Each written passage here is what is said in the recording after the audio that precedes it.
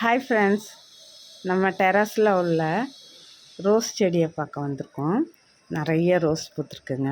இங்கே பாருங்கள், இந்த செடி உங்களுக்கு ஞாபகம் இருக்கா? இங்கே பாருங்கள் எவ்வளோ பூக்கள் பூத்துருக்குன்னு.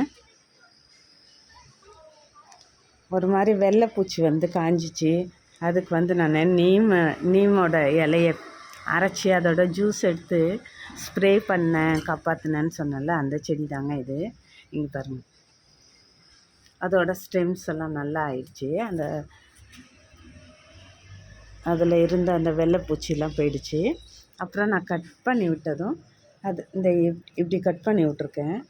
கட் பண்ணி விட்டதுக்கப்புறம் அது இவ்வளோ அழகாக மொக்கு விட்டு இப்படி பூத்துருக்கு. ஒரே கிளையில் இவ்வளோ பூக்கள் பூத்துருக்கு.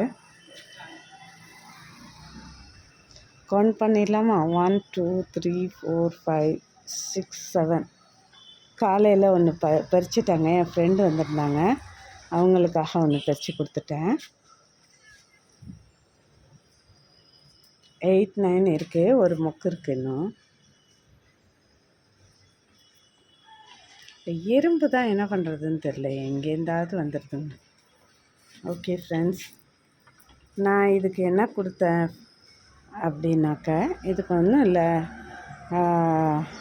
டிஏபி கொடுத்தேன். கொஞ்சோண்டு ஒரு ஸ்பூன் டிஏபி கொடுத்தேன், வேறு எதுவும் கொடுக்கல.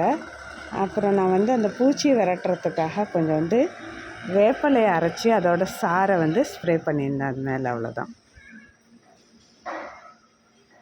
பிடிச்சிருக்கா நம்ம ரோஸ் செடி? பிடிச்சிருக்கா? பிடிச்சிருக்குன்னா லைக் பண்ணுங்கள், கமெண்ட் பண்ணுங்கள், ஷேர் பண்ணுங்கள்.